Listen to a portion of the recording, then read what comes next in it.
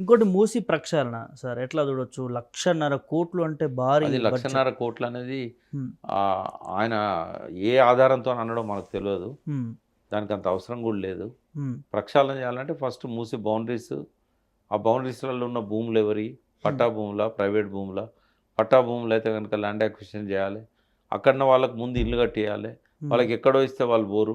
వాళ్ళు ఉన్న కాడనే కట్టియాలి. అక్కడ హ్మ్. ఉన్న భూములు గవర్నమెంట్ భూములు చాలా ఉన్నాయి. హ్మ్. రేస్ కోర్స్ ఉన్నది. చాలా హ్మ్. చెంచల్గూడ జైలు ఉంది. గోషామాల్ స్టేడియం ఉన్నది. హ్మ్. ఇటువంటివన్నీ ఉపయోగించుకొని ఇంకా కావాలంటే ఉప్పల్ పక్కన శిల్పారామం ఉన్నది. హ్మ్. అంత పెద్ద గ్రౌండ్ అక్కర్లేదు శిల్పారామంకి.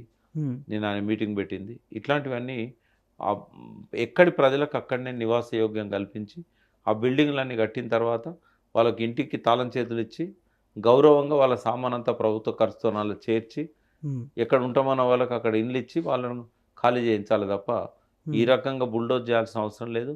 వాళ్ళు ఉపాధి కోల్పోతున్నారు. వాళ్ళు రోడ్డు మీద పడుతున్నారు. వాళ్ళంతా ఎవరో కాదు. హ్మ్. ఎక్కువ మంది తెలంగాణ బిడ్డలు. అవును. ఊర్లలో ఉపాధి కోల్పోయి ఇక్కడ బతకడానికొచ్చినోళ్ళు. హ్మ్. ఇది ఈ ప్రజలను ఓట్లేసి గెలిపించిన ప్రజలను గోసపుచ్చుకుంటే, వాళ్ళు మంచి ప్రతిఫలాన్ని ఇస్తారు.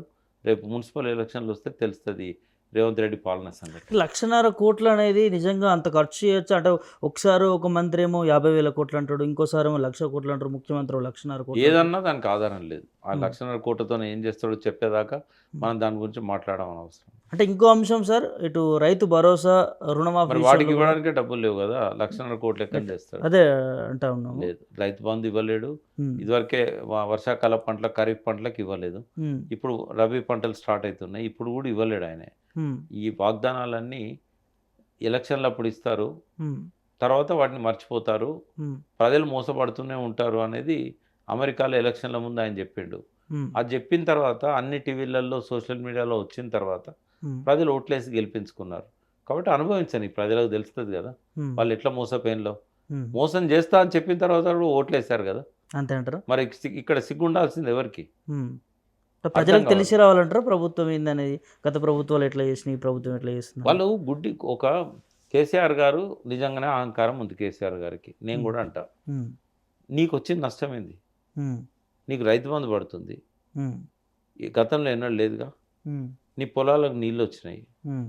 నీకు పెన్షన్ వస్తాంది. నీకెందుకు టెన్షన్? హ్మ్. కేసీఆర్ మైండ్‌ల అహంకారం ఉంటేంది నీకు, అహంకారం లేకపోతే నీకేంది?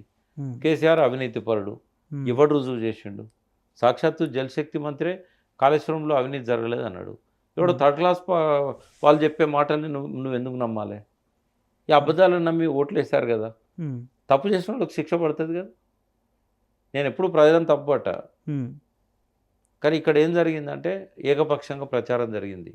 అందుకే ప్రజలేందంటే ఆ ప్రచారాన్ని నమ్మిండ్లు. హ్మ్. అయినా గూడా ఆ ప్రభుత్వాన్ని వదులుకోవాల్సింది కాదు. ఎందుకు అనంటే వాళ్ళు ఎన్ని అబద్ధాలు చెప్పినా నువ్వు ఫలితాలను అనుభవిస్తున్నావు. హ్మ్. 440 పథకాలు పెట్టాడు కేసీఆర్. హ్మ్. కళ్యాణ లక్ష్మి ఎవరన్నా అడిగిండ్లా? ఇన్ని చేసినోడిని నువ్వు గద్దె దించి ఎన్నుకున్నోడిని ఎటువంటోడిని ఎన్నుకున్నావు? శ్రీరామచంద్రుడు వచ్చిండా? శ్రీకృష్ణుడు వచ్చిండా? అంటే ప్రజల పక్షం గూడా ఇక్కడ వాళ్ళు ఈ గ్యారంటీలను చూసి ఇప్పుడు కేసీఆర్ 2,000 ఇస్తే 4,000 ఇస్తా అనడము. ఆ! రైతు భరోసా గూడా అన్న 15,000 ఇస్తా వ్యక్తి, అనడం. ఇస్తా అన్న వ్యక్తి అవును. అమెరికాలో ఏం చెప్పిండు? హ్మ్. మేము వాగ్దానాలు, హామీలు చేస్తాం. అధికారంలోకి వచ్చినాక పక్కకు పెడతాం. హ్మ్. ప్రజలు మోసపోవడం అలవాటైంది. నాయకులకు మోసం చేసుడు అలవాటైంది హ్మ్. అని ముందే చెప్పిండు కదా! ఆయన తప్పేమున్నది? ముఖ్యమంత్రి అన్నాడు. అవును. ఈ ముఖ్యమంత్రి అనే వ్యక్తే అప్పుడు హ్మ్. కాంగ్రెస్ అధ్యక్షుని హోదాలో ఉన్నాడు. అవును. అమెరికా పోయి అన్నాడు. ఎవరికి తెలవలేదు అది? ఏ హ్మ్. వీడియోలలో రాలేదు. ఏ సోషల్ మీడియాలో రాలేదు. హ్మ్. అన్నీ తెలిసినాక మోసపోతామని తెలిసి, మోసం చేస్తాడని తెలిసి ఓట్లేసిండ్రు కదా! హ్మ్. అనుభవించండి. హ్మ్. కేసీఆర్‌కి ఏమన్నా నష్టం అవుతదా? హ్మ్. రెస్ట్ దొరికింది 1 ఇయర్. హ్మ్. ఆయన బాడీ రిజువనేట్ అయితది. హ్మ్. ఎవరికి నష్టం చేసిండ్రు మీరు? మీ మీ వేలుతో ఓటేసి మీ కంట్లో పొడుచుకున్నారు గదా! హ్మ్. నేను ప్రజలను సూటిగా ప్రశ్నిస్తున్నా. ఎటువంటి ప్రభుత్వాలను తెచ్చి నెత్తిన పెట్టుకున్నారు? స్వయం పాలనను తీసుకుపోయి సోనియా గాంధీ పాదాల దగ్గర తాకట్టు పెట్టే ముఖ్యమంత్రిని ఎన్నుకున్నారు. 24 సార్లు ఢిల్లీ పోయిండంటే మీకేం చేసిండాయన? హ్మ్. ప్రజలు తిరగబడే రోజొస్తది. చేసిన తప్పుకు వాళ్ళే ప్రతిఫలం మూల్యం చెల్లిస్తున్నారు ఆల్రెడీ.